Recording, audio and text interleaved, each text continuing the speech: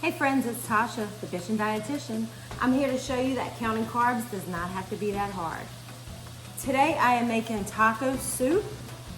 I love to make soup because they're usually pretty quick and pretty easy and they freeze really well. So you can make a big batch and freeze half of it and have soup for later. I'm not one of those people that thinks you can only eat soup when it's cold. So here we are in the beginning of spring and I'm making a soup. This recipe is handwritten in my binder, so I'm not sure where it came from, probably a friend or a relative, but I have figured out the carbs. The whole recipe makes about 11 cups of soup and they have 17 grams of carbs each. The first step is to brown 2 pounds of ground beef, which I'm doing right now.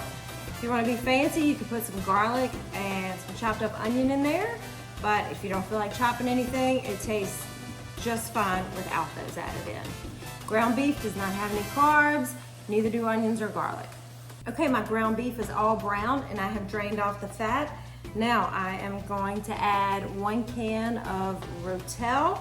There is some carbs in here, not a lot because it's vegetables, but since the nutrition information is right on here, I went ahead and just calculated it into the total amount for the recipe. And I'm not gonna drain this, I'm just gonna pour the whole thing right in.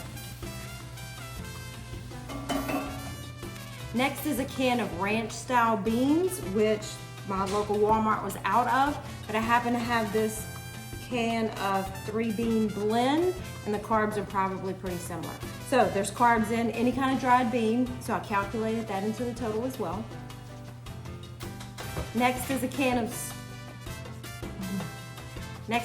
stewed tomatoes. There's a little bit of carbs in here as well, not much, but I calculated that in. And I'm not draining this. 1 can of corn. Corn does have carbs.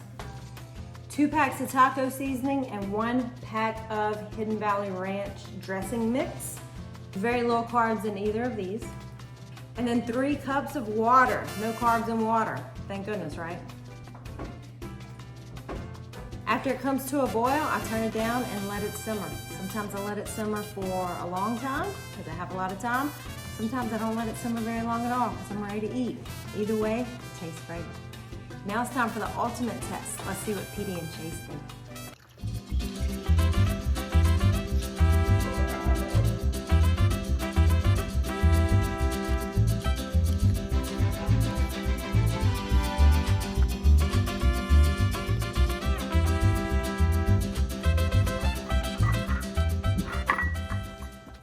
All right, it's official. They loved it, and I hope you do too.